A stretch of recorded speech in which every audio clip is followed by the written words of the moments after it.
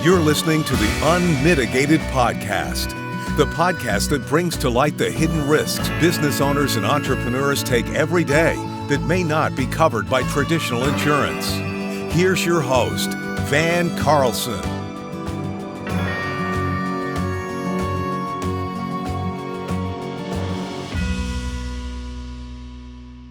Hello, Van Carlson with Unmitigated podcast. Thanks for joining us today. We have a special guest, actually a local guest, Michael Carr. He's an attorney for Perkins Coie. Perkins Coie. I always mess that part up, I'll be honest with you. You're not the only one. I bet. Anyway, but yeah, we're going to be talking about merger and acquisitions. I think it's something that's always on our top of mind, especially with our clients that we're working with, especially business owners. And so, yeah, we're going to dive into it. But first we get into it, how did you come to do what you do? So I went to law school knowing I wanted to be a lawyer, but I did not want to be a litigator. And so I started my career as a tax attorney. And so I was a tax attorney in Washington, D.C. for about 6 or 7 years. And then I moved to Boise in 2014. And when I made the move, I knew I had to shift from it's going to be difficult to continue on my kind of high-level international tax practice. So luckily enough, I found a position at Perkins Coie, and kind of the work I was doing as a tax attorney kind of was an easy transition. I'm doing a lot of transactional, a lot of document work. Detail stuff. Yeah. So, and now I've been with Perkins Coie for coming up on 11 years. So. Hey, nice. Yeah. So how many merger acquisitions do you think you've? A lot. Yeah. Oh, yeah. We see it in our business. I mean, a lot. And it's good to see that these small to middle market business owners are finding a way to sell their businesses, because a lot of them, unfortunately, they're a little bit at risk of just going away. Yeah. Or and if the kids don't want to take over the business, what are you going to do with this thing, right? Yeah. And it's got good cash flow, but they don't want to run it forever, right? Yeah. So, would you say that's pretty typically the clients you see? So there's a pretty wide scale of clients that we see. A lot of them are kind of selling out. They've grown. They're selling out to now either private equity or kind of a strategic buyer. In a lot of cases, some of them are kind of backed by sophisticated investors, either private equity or kind of venture capital, and then looking to exit. And then some are just family-grown businesses that. This is the situation you're talking about. There's no natural successor, so they need to find kind of and they've run it and they want to kind of get out and enjoy life. So, would you say when it comes to, is there a sweet spot? Meaning, type of business you're in. Does it come more? Because I know there's been a lot of venture capital, right? I mean, they're looking for alternative cash flow beats, right? And I know we've gotten several large HVAC companies in our area, for example, have sold recently, and even a lot of different construction companies and all that good stuff. Yeah.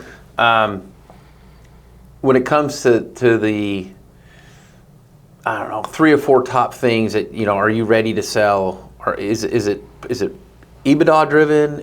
Or is it just people getting tired of running? Or what do you see? Yeah, every seller has a different motivation. Oftentimes it's like they know they're in, a 5 to 7 year life cycle, and that's the period of time that they want to own and operate it. And once they get, especially if they're backed by like either private equity or venture capital, like there's a kind of a timeline that they're operating on.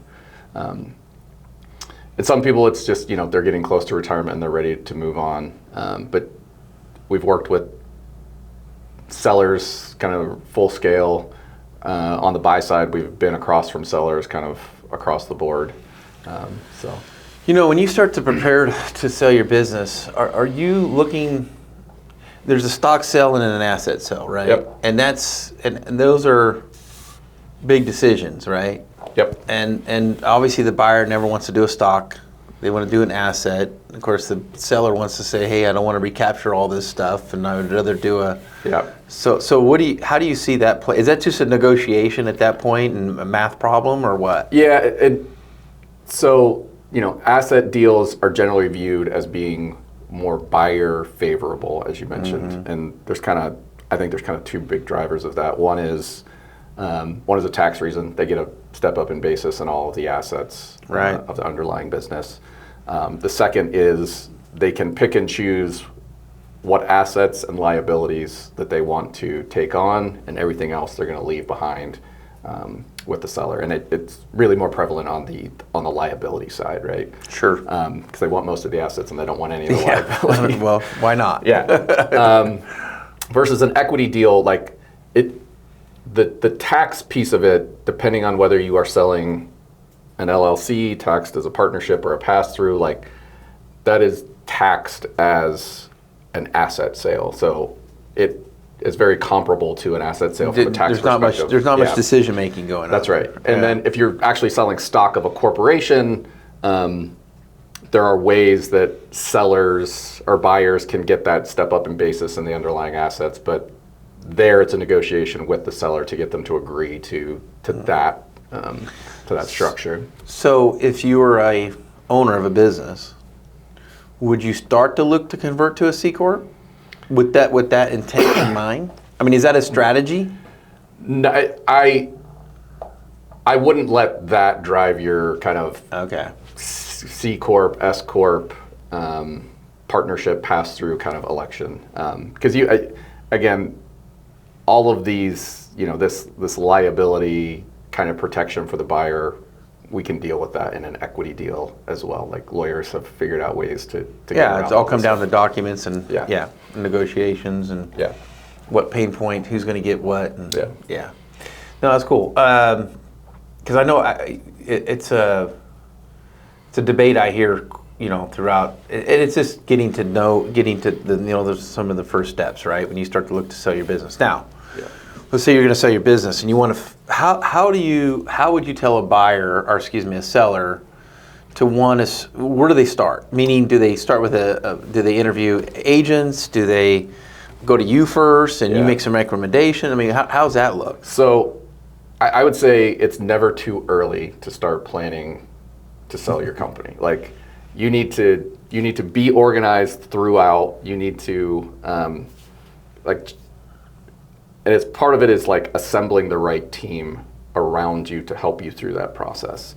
And common team members in terms of external advisors are an attorney, a broker, iBanker, or kind of business broker, accountant, financial advisors, that kind of team. And you want to find people, particularly, I'm probably plugging myself here, but on the attorney side, you want to find somebody that specializes in that type of work, because they are going to be so much more efficient, and they're going to know what the issues are, and what's market, and kind of how to advise you through that process.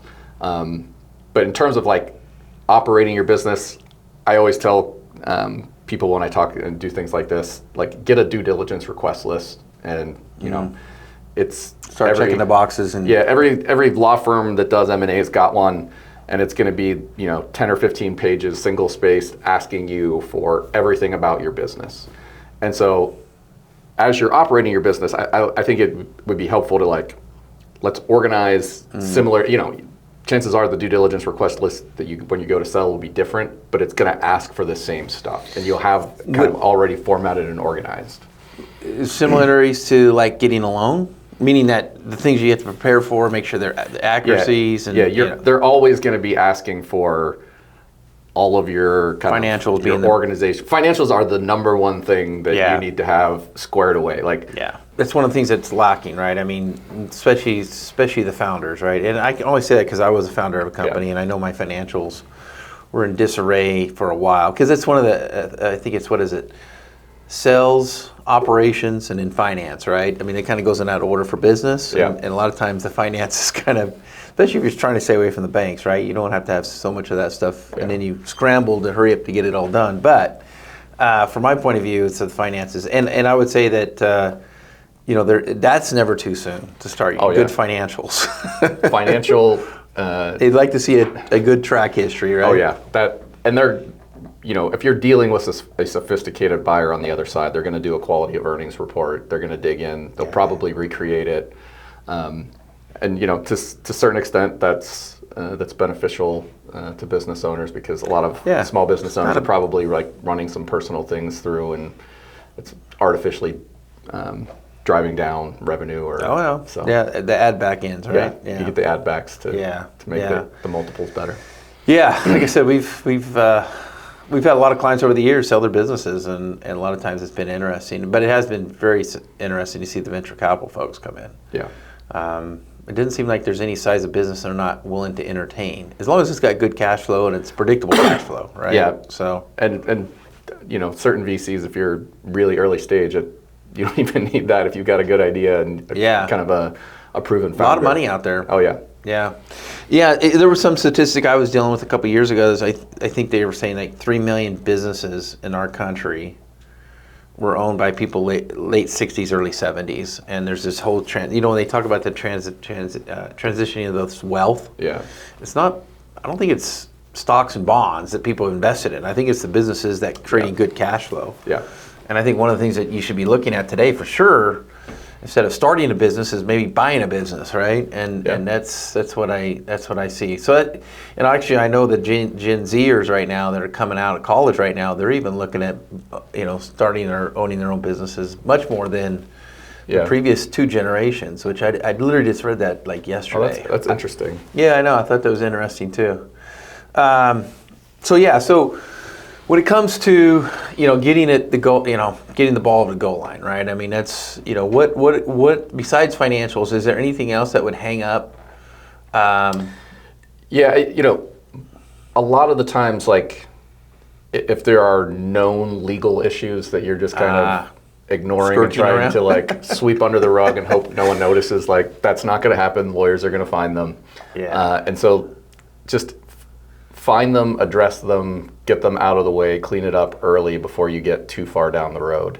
A colleague of mine and I were talking to a company that was looking to sell, and they actually had I think they were in kind of like a manual labor, blue collar industry, and they had a lot of illegal aliens and they working for them. And they had a buyer lined up who then pulled out because they said, we can't touch this because whatever reasons. So. Well, yeah, I mean, they're taking some liability on right there. Yeah, right? And awareness. Now that they became aware of it, it's not like they could put that genie back in the bottle and increase the cost by kind of replacing those folks. So it was the deal went away quickly in that scenario. Yeah, those are the details, right? Yeah, that can kill. And that's why you hire people to make, and especially on the buyer side, right? If you're a buyer, you got to go in eyes wide open, make sure everything's clean, and because you don't get to do those over. Now, we call them the clawbacks and carve-outs of contracts, right? Yep. Do you see a lot of that stuff where there are some tell stuff where people are kind of hanging on and saying, hey, or even, I wouldn't say venture capital because they're just going to pay you cash, or maybe they have to stick around for 2 or 3 years, or how does that structure look like on it? So particularly with if private equity is coming in and they're buying, oftentimes they want founders to kind of roll a portion of their proceeds into on a go-forward basis, either into a larger platform or on that particular business going forward. And one way they do it is like that helps bridge the gap on valuation, because strategic buyers oftentimes have a little bit more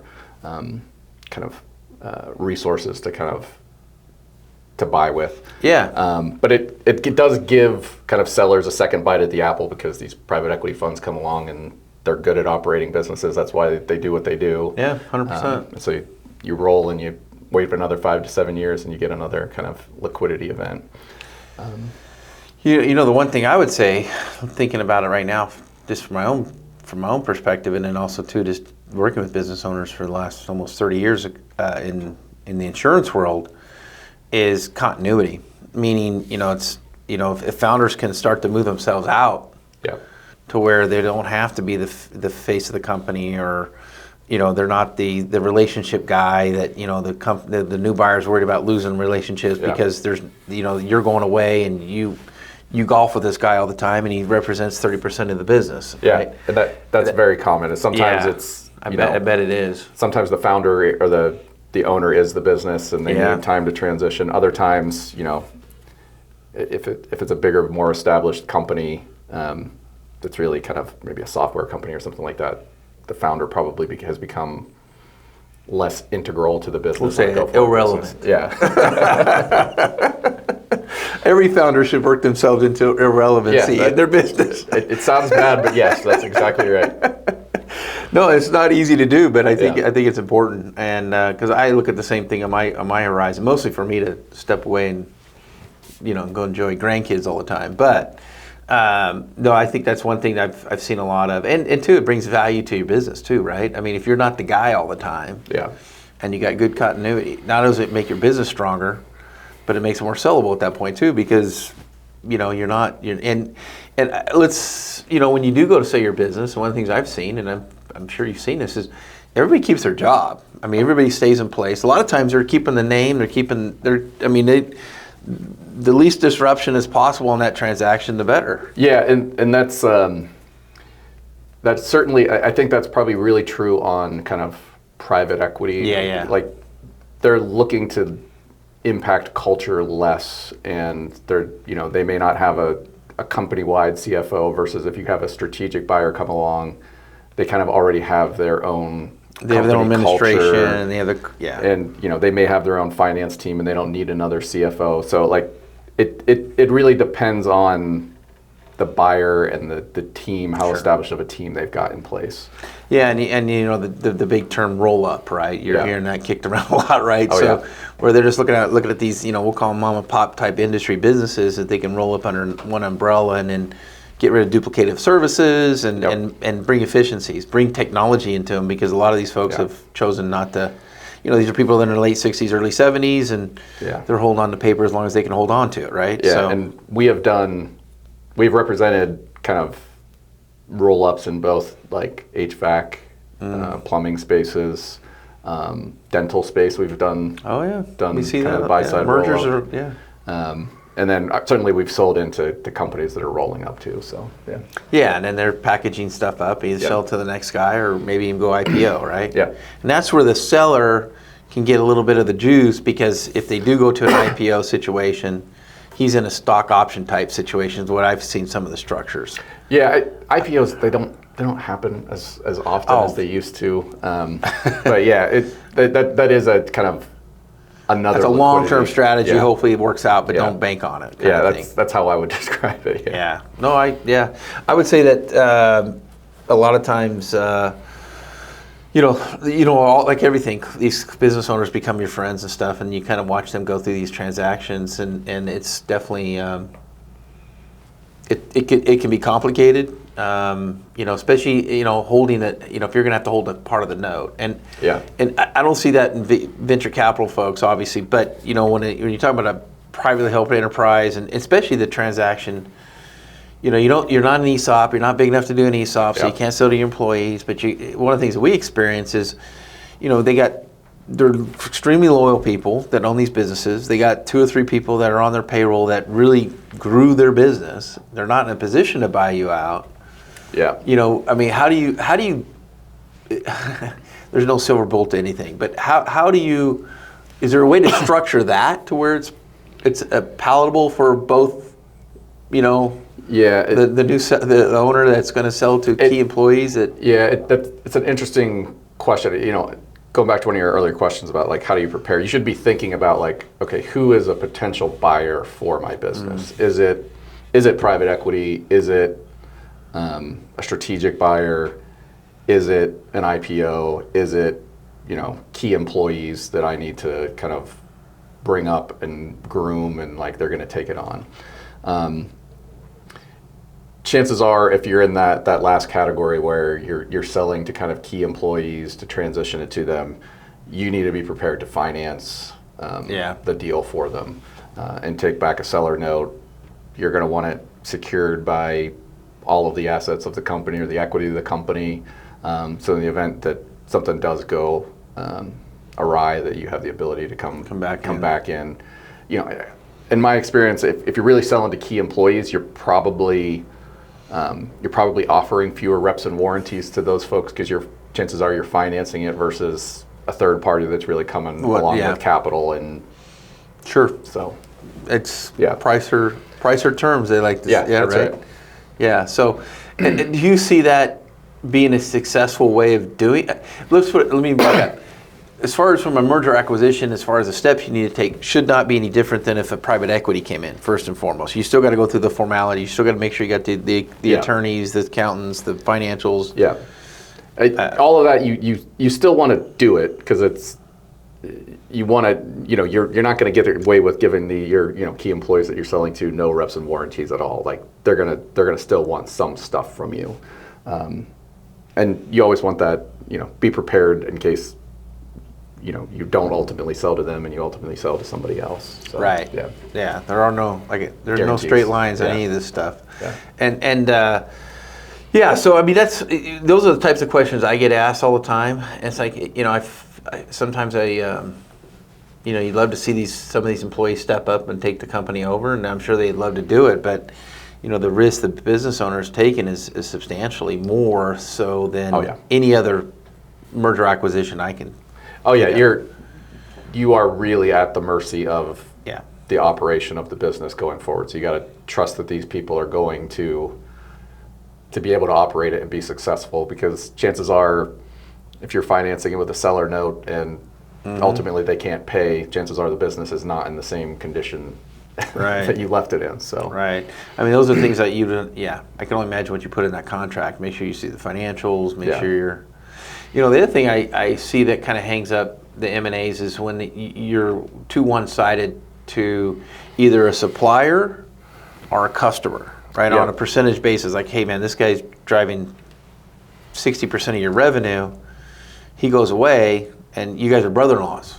How's it? So those will kill a deal too, I would imagine. Yeah, you definitely have to very closely navigate those issues. I just helped a company deal with that situation last week. Oh, really? We ended up closing last week, and they were very concentrated with one customer, and given the overall dynamic of the transaction, there was it wasn't as big of a deal as it otherwise probably could have been, but it was definitely an issue that we had to navigate in that transaction.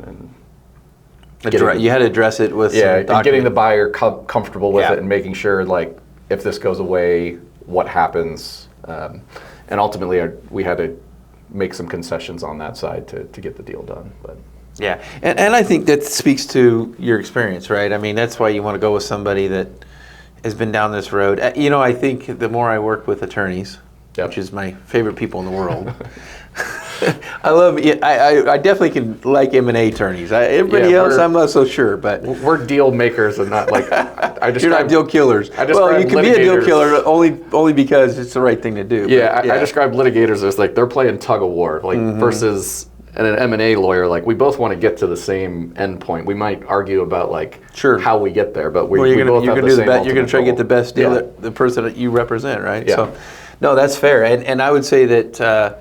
But everybody has their specialty. It's no different than a doctor, right? I mean, so I think, we deal with folks, all over the country that are super loyal, and I fight it all the time. Sometimes I go to a company and I look at these guys and I'm like, dude, you're doing like $50 million in revenue, and this is a one-man shop you got for a CPA, but it's his high school buddy, and they live in a rural area or whatever. Good guy. But as far as like what you need to get to the next level of your business is one thing. The other thing is preparing to sell. Yeah. They're not the CPAs. You can make it. I mean, are there specialties out there as well? Like if they came to you and said, "Hey, this is what I got going on," would you look at their books and say, "Hey, I got another CPA firm that will straighten you out and get you up to speed," or how do you handle Honestly, stuff like? It's probably the buyer that is telling them that more than the lawyer is telling them that. But if you're preparing to sell, sure. Prior to, because you don't want the buyer to come in. I mean, that's not good optics, right? Oftentimes, again, the buyer is doing their own quality. They're recreating the financials to really dig in to see how. Yeah, they want to see the deposits in the banks. I mean, they're going to. And they're hiring a big boy to come in and do it. So, definitely you want somebody that is sophisticated and knows what they're doing, and that's kind of across the board on any of these advisors. Yeah. So just because he's your accountant, let's say you got compliance public accountant, meaning you got a guy doing your tax returns. Yeah. Doesn't equate to the guy that should be representing you getting ready to sell your business. I mean, there's specialties in the CPA world no different than there are in the attorney world. I agree. From my standpoint. 100%. Now, the broker. When you start to want to say, okay, let's say I'm a candidate for venture capital. Okay. Is that a different kind of broker than a guy that you would call up because he's with a well-known commercial real estate agency?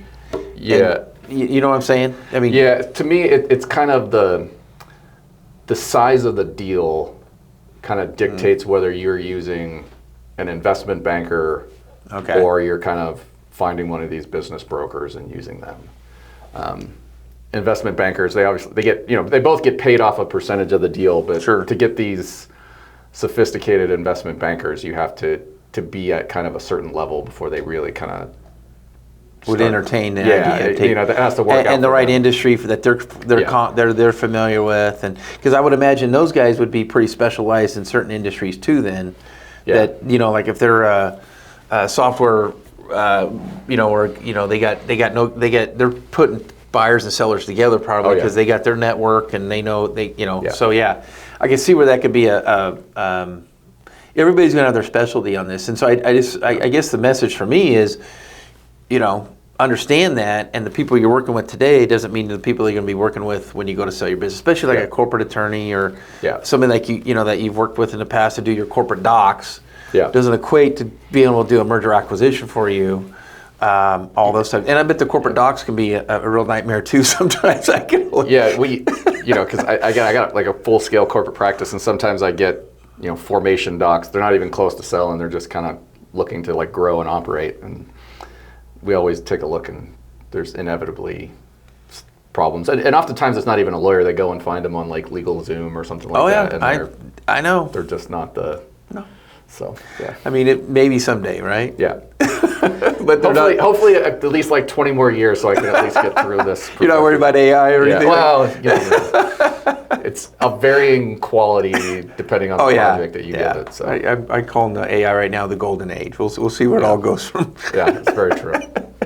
Everybody's got big plans for it. We'll see if it works out. But no. So hey, so tell us about your. We're kind of winding down. So let's talk about your customer base. Meaning that is there any place you can't? Is this a requirement to be barred in the state to do business, or how do you practice? Your M&A practice you have. Yeah. So transactional lawyers, which is kind of M&A, we're more agnostic as to like where the company is located. We have no problem selling companies in any other states.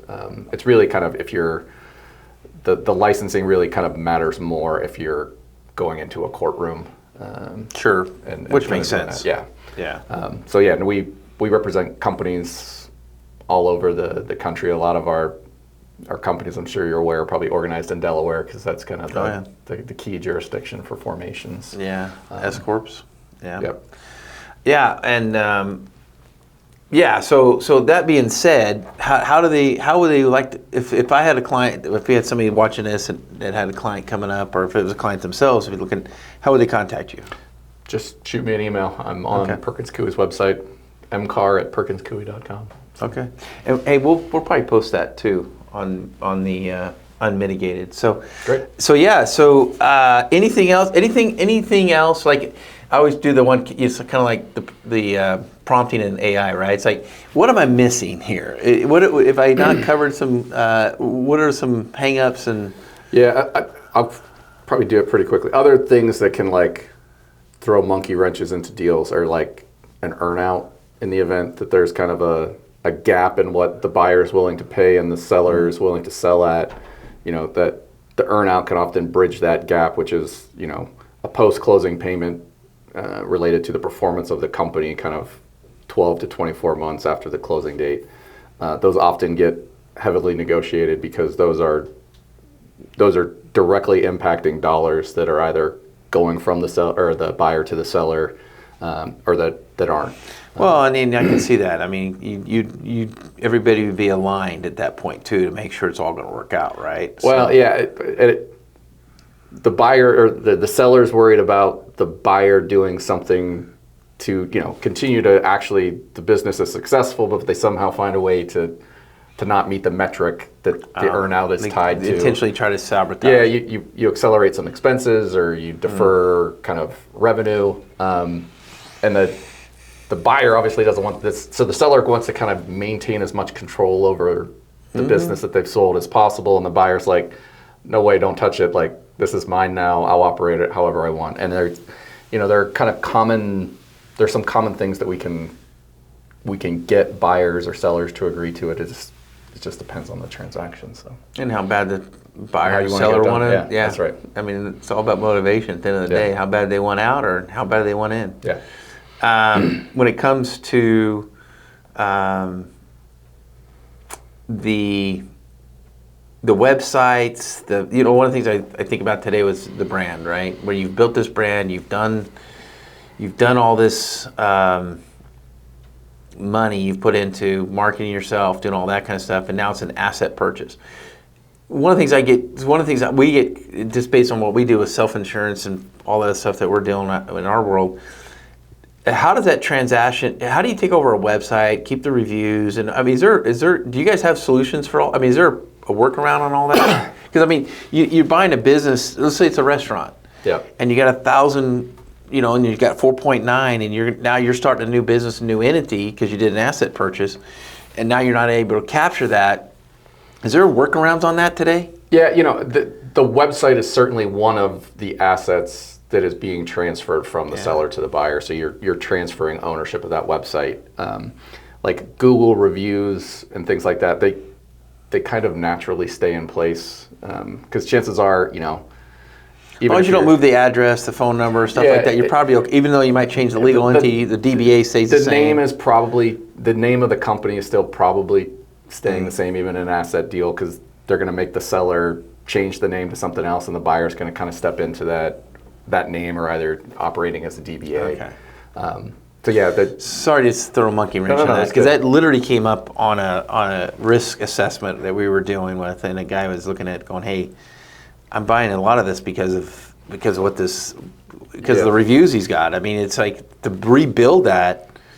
Yeah, we had a thousands, if not millions of dollars potentially, to rebuild that, and it's a problem. Yeah, we had a plumbing company that the buyer was very concerned about the Google reviews because they ran a really nice business. So. And you wanted to keep that. Yeah, I mean, exactly right. it's a big investment. Yeah. Yeah. No, that's cool. I find it always interesting to talk about merger acquisitions. I have a disease. I think I own 3 or 4 operating companies and too many entities to really talk about. Maybe we should talk after this. But sure. But we deal with a lot of clients with merger acquisitions, and I really appreciate you coming on, Michael, and kind of laying it out a little bit. And I do think hopefully, if you guys have any questions, by all means, reach out to us. We're happy to put you in contact with Michael. I hope we drove it home with you guys that this is a specialty type thing and it's not for everybody. And like everything else in life, you got to do your due diligence. And so thanks for joining us at the Unmitigated podcast. Look forward to talking to you and seeing you soon.